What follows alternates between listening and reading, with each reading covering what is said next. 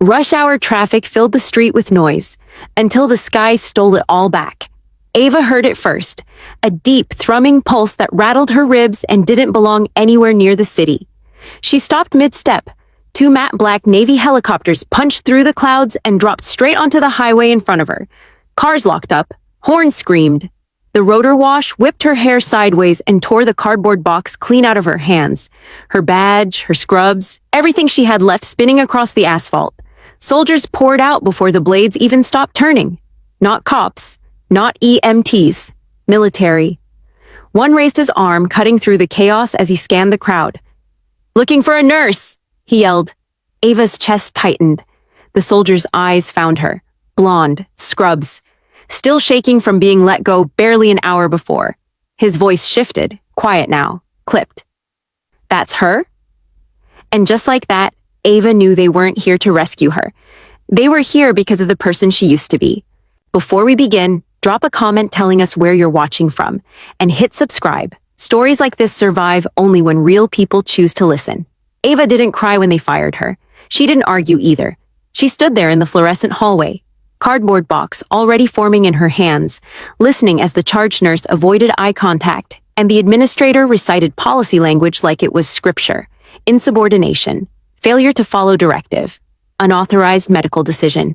The words floated past her as if they belonged to someone else. 10 minutes later, her badge was clipped, her locker was cleared, and a security guard she used to share coffee with walked her to the exit like a stranger. Outside, the afternoon sky hung low and gray, traffic crawling along the highway that cut the city in half. Ava stepped onto the shoulder, box tucked against her ribs, scrubs wrinkled and stained from a shift that refused to end cleanly. She told herself to breathe. One foot, then the other. It was just a walk home. 5 miles. She'd walked longer distances on worse days. The thought surprised her, and she pushed it away before it could take root. Behind the glass door she'd left, the emergency department buzzed on as if nothing had happened. Bed alarms chimed, stretchers rolled, and somewhere in Trauma 3, the patient Ava had fought for lay sedated, stable, for now. She'd known the risk when she overrode the order. She'd known it the moment she recognized the wound pattern and the fever curve that didn't belong to a street fight. She'd also known she wouldn't move him. Not then, not ever. Some instincts don't ask permission. A horn blared. Ava shifted farther onto the grass, rain beginning to mist her hair. The box sagged as the bottom softened. A photo slid loose, her smiling in a moment she didn't remember posing for. She tucked it back with care. The road stretched ahead, ordinary and endless. And then the sound arrived. It wasn't loud at first. It was pressure. A thrum that settled in the chest and rattled the bones, the way thunder does before it decides to show itself. Ava stopped walking. The traffic noise faltered, then fractured. Drivers craned their necks. Phones lifted. The thrum deepened into a roar. 2 helicopters broke through the cloud line and dropped low over the highway, matte black against the gray. They didn't circle. They didn't hesitate.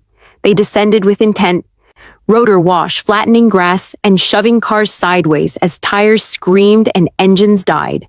Ava's box tore from her arms and burst across the asphalt, badge, mug, folded scrubs skittering like leaves. Soldiers hit the ground before the skids fully settled. Not police, not medics, military. They fanned out with the kind of discipline you don't learn in drills. A man with a scar across his cheek scanned the shoulder, eyes moving fast, precise. When he saw Ava, soaked and still, his posture changed. "We're looking for a nurse!" he shouted, voice cutting through the rotors. Ava didn't answer. She couldn't. The words lodged somewhere behind her teeth as the man jogged closer, hand raised. Not a threat, not a comfort.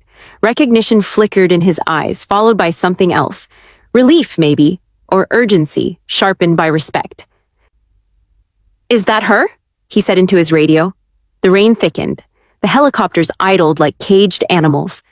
Ava's pulse slowed instead of spiking, a trait that had always unsettled people around her. She felt the moment stretch thin, a choice hovering in the air even though no one had asked it yet. Somewhere behind the scarred man, another soldier was already turning back toward the aircraft. Inside the hospital, the administrator who'd signed Ava's termination was still congratulating himself for de-escalation. The chief surgeon was rehearsing a narrative for the board. They didn't hear the rotor wash rattling windows. They didn't feel the building shiver. They hadn't noticed that the patient in trauma 3 had woken just long enough to ask a single question, then closed his eyes and refused treatment when the answer wasn't Ava. Ava took a step back from the road, then stopped herself. Running had never helped anything. The scarred man stopped a careful distance away. He lowered his voice as if they were alone. "Ma'am," he said, "were you just at Mercy General?" Ava nodded once. "Did you treat the patient brought in without ID at 0207? Her throat worked. "Yes." The man closed his eyes briefly, then keyed his radio. "We found her. Turning the birds. Tell command we're bringing her back." Ava's stomach tightened, not with fear, but with the knowledge that the story had already moved beyond her.